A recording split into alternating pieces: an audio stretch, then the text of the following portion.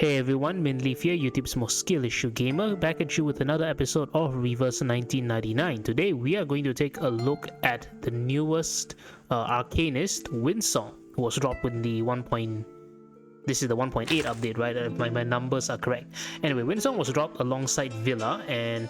Hold on.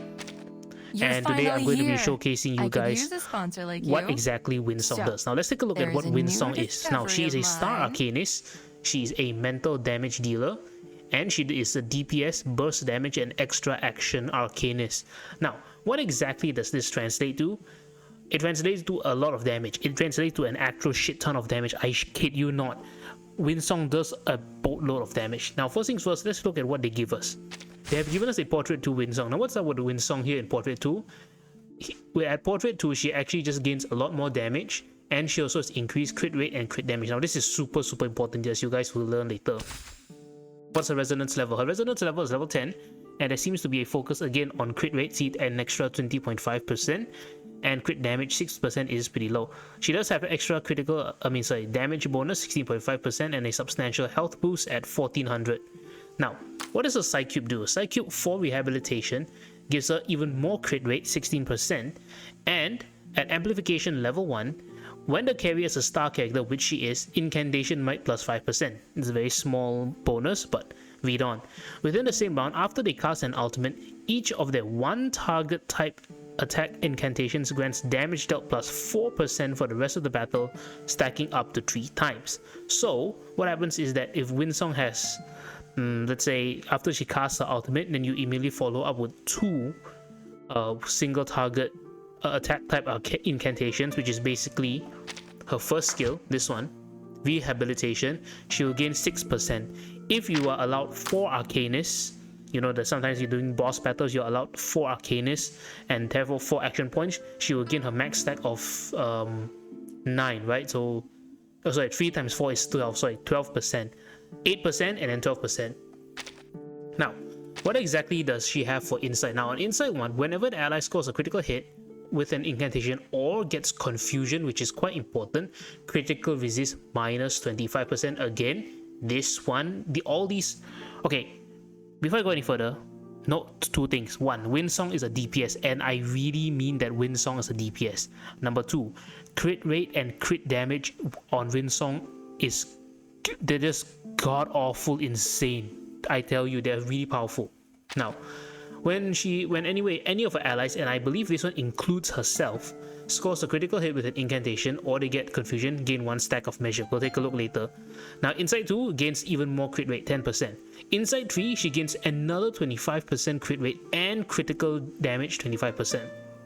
Now, at Insight 3, which is actually quite important, after casting an ultimate, gain 1 stack of preparation Windsong. You know, some characters have something called preparation. Spethadea has it, Marcus has it, I don't remember Villa having preparation, but yeah, it's just something that allows you to pre-cast incantations. Anyway, what does measure do?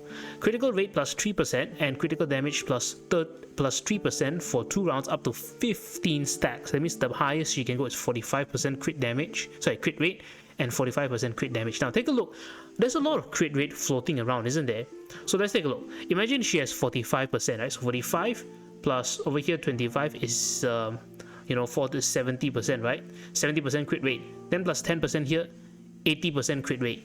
Then let's look at a base critical technique. So 80%, right? So crit rate plus another 17.8. That is what? 97.8%. And then her resonance gives her even more crit rate as well, 20%. She has gone over 100%, basically meaning that Windsong is going to crit all the damn time. Unless by some miracle the enemy says, nah, I don't want your crit. Why is this important? Again, DPS. Look at this. Convert excess. Let's look at, let's just look at her first skill, rehabilitation as a whole. It's single target, which I said is very important, single target. Gain Eureka plus 1. Deals 480% mental damage. Spend 2 Eureka to deal mental damage plus 200%. So Eureka is going to be very important for her, kind of like Marcus as well. So 2 Eureka, she will grant her extra mental damage plus 200%. That's a lot. That's a huge bonus, honestly. And then convert excess critical rate to critical damage. So again, as you saw, if you do a bit of quick maths, her critical rate already goes past 100%. So she's guaranteed to crit, and then all of her excess crit rate will become crit damage. Now let's look at her second skill, practicability. Mass attack gains Eureka +1, again very important for Eureka, deals a bit of mental damage, a lot less to 2 enemies, and gains 3 stacks of preparation Windsong at, 3 stars.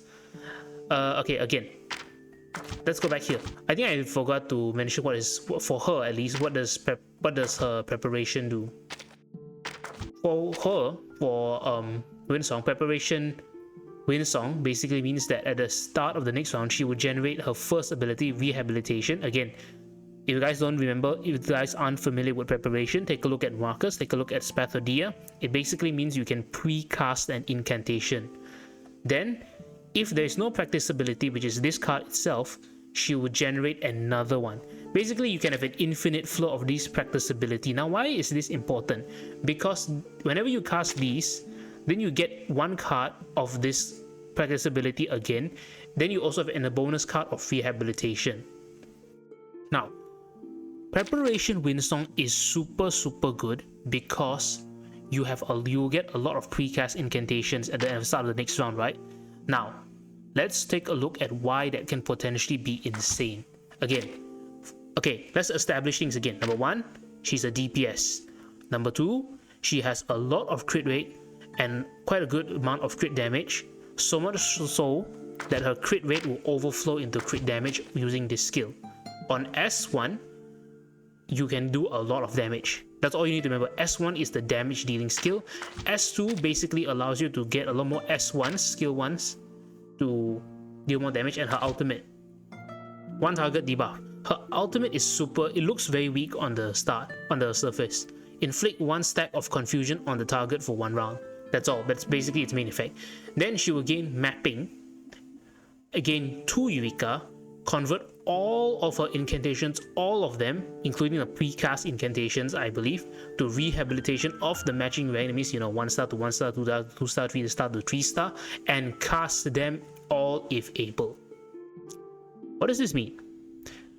There's a reason why I've been the DPS and burst damage, because DPS technically means you do damage in a very short amount of time, which is true, which is burst damage. Burst damage is DPS, and this is how it comes to be. If you've been playing Solitaire and you've been stacking up all of Windsong's incantations, again, doesn't matter if they are Rehabilitation or predictability or practicability, she will turn them all into Rehabilitation, which already established is the nuking ability, with the one with high damage, and she will just blow your enemy to bits and pieces. I am not kidding. Also, by the way, mapping cannot lose Eureka. For every excess Eureka, gain 1 stack of measure. Measure is again gives her extra crit rate and crit damage, which will overflow over time. Also, yeah, that's basically it. Eureka, as you can see, again, is very important because Eureka will allow her to do a lot more damage. Okay, I've been rambling on for about 8 minutes or so. Let's just go straight into battle. Now, what is the team that they give me, and what is the team that I think that would fit? Honestly, I'm okay with the team they give. As you can see, other than Windsong herself, they give Voyager, Tooth Fairy, 37, Regulus, and Villa. Villa is obviously not really useful. Villa is mental though, so if you do want to build a mental team, these are all the characters you can use. Except, I think, Regulus is also, they are all mental actually. Mental star characters. Anyway, so I'm not going to be using Villa. I'm going to be using Windsong. Voyager, because Voyager has survivability and she can also inflict confusion. Yeah, this one, right? Oh no, sorry, her ultimate will inflict confusion. Not that it matters, because it does matter because it will give Windsong extra measure. Tooth Fairy for sustain, and 37 for Eureka. Her ultimate, see, Eureka +2, very important. Regulus, you can do it.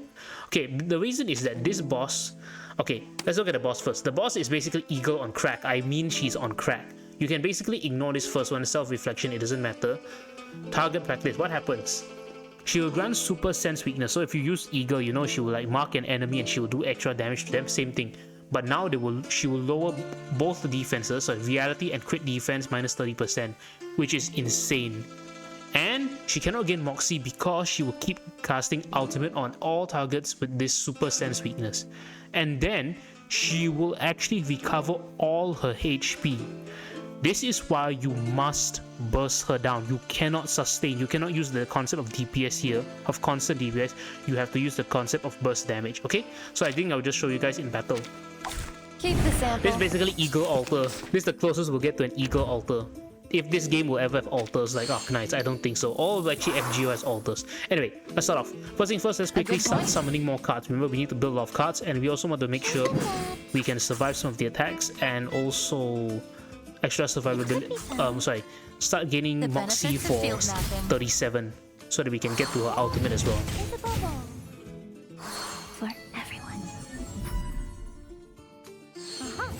You see? So it's basically a lot of build up. So from what I've heard, Windsong and Jiunyangzi are very similar because they are insanely high DPS. And your hypothesis. But I do feel a few things. Number one is that apparently Jiunyangzi is a lot easier to set up. And as you can see, Windsong requires a bit of thought here because you're playing solitaire. You just need as many of her cards as possible. Again, doesn't matter whether it's this one, practicability, or her other one, which is the damage dealing one, rehabilitation, because in the end she will convert all into rehabilitation. Anyway, I don't know if you guys noticed, I was talking. You see, wait, hold on. Wait, it's because she cannot get Moxie, and then you see she'll recover all her HP. So you cannot use sustained DPS against Eagle Altar. You need to use burst damage, which is Windsong. Okay, let's continue precast to keep summoning cards. Like I said, we're kind of playing. Actually, I don't get the I actually don't understand the comparison. Probably because I don't play solitaire. Oh no. Oh well. It's okay. I'm trying to save these, but anyway, if you guys notice, the damage from these attacks is really high. Look at her. She'll cast it 24,000. 24,000 from an S1 like that is insanely high. I just have to pray that Windsong doesn't randomly die. Thank you very much. Hold on, I'm gonna have to actually use one of these. I haven't used these and this tuning in a long time. Anyway. Hold on. And by the way, I believe she is rated AA for double A for defense, but it doesn't really matter. She's a test boss. Maybe you guys don't. I highly doubt they're going to release a boss this obnoxious in the future, where she's just constantly healing herself like an asshat. Anyway, I really need to start pushing out the cards so that we can get more of Windsong's cards in. Other study could show you this. And then hope we don't, and just hope that Windsong doesn't die in the way, along the way. Okay. If 6 dies, it's a little bit unfortunate. Sorry, 37 dies, it's a bit unfortunate, but not that bad. Really, Windsong's a burst damage supremo. Anyway, how many cards are there? There are 1, 2, 3, and 4 Windsong cards, which is perfectly fine. We can still wait a little bit more. And your hypothesis. Okay, I'm just gonna try and push 6. Okay, this time Voyager is gonna get nuked. Hopefully she survives. Also, as you can see, 37 is also a very good DPS. So that's why 37 fits in this team, other than the Eureka. Ow. Ow. Okay, now this is the magic. At least I hope so. We only have 1, 2 cards, but I hope that it will be enough. So what I'm gonna do is Eureka with 6, sorry, 37. And then I'm gonna use Windsong. And I don't have to cast these because these will automatically be casted. Then I will use Tooth Fairy just in case to try and finish her off. And I don't know, I guess heal. So let's see if it can work. Okay, anyway, let's go ahead with our dearest cute blue-haired lolly 37. Mathematical lolly, see if she can grant us our Eureka. And then now, Windsong's turn. So you see, at the very beginning, Windsong doesn't do anything. She will just inflict confusion, and now it's the magic. Pray it works. 22 and 5. Oh, that was close. Can Tooth Fairy finish off her? Okay, it did work. Okay, not as impressive a display, unfortunately, because when I was, clearing the stage normally, Windsong actually did like 89,000 damage. I'm not kidding, she did 89,000 damage on her ultimate because of burst. But yeah, this is basically a very short showcase of Windsong. Again, what you're doing is that you really just need to start clearing out all of your other Arcanist card, all of them. this might have been a problem because there are like 4 Arcanists here and then too many cards are piling up. Clear out the other Arcanist card, gather as many Windsong cards as you can, and also try to, you know, rank them up so they do more damage. And then as soon as you throw down the ultimate, it should just wipe the boss off the face of the earth. I think I saw footage of Windsong just blowing apart all the raid bosses, you know, all the main bulletin bosses. Yeah, let's take a look here, main bulletin. Yeah. If I remember correctly, I saw like videos of, or at least proof of Windsong doing like what, 500,000 plus damage, so that it goes all the way up to SSS. Or sorry, like maybe like S or SS or SSS. I haven't seen anyone with SSS yet, but hot damn did Windsong just nuke the boss out of existence. Anyway, that's I guess that's all for today's episode of this showcase of Windsong. I'm not gonna pull for Windsong, I'm not interested in her. But yeah, if you guys are interested, again, key points again, the key summary here. Number 1, when you're playing Windsong, try to find buffers. 6, 37 as you saw, or debuffers like maybe whoever can inflict defense down, mental defense down, not Bakun. Mental defense down would be like, say, who can actually debuff? Let me see. Tooth Fairy, I guess. Tooth Fairy has... Okay, Tooth Fairy has confusion. Voyager also has confusion on ultimate, which helps with measure. Medicine Pocket is mental, and she will also this one. Damage taken plus 20%, it's good. And also, you know, Windsong isn't too dependent on the afflators. But yeah, use all these debuffers. I think Matilda has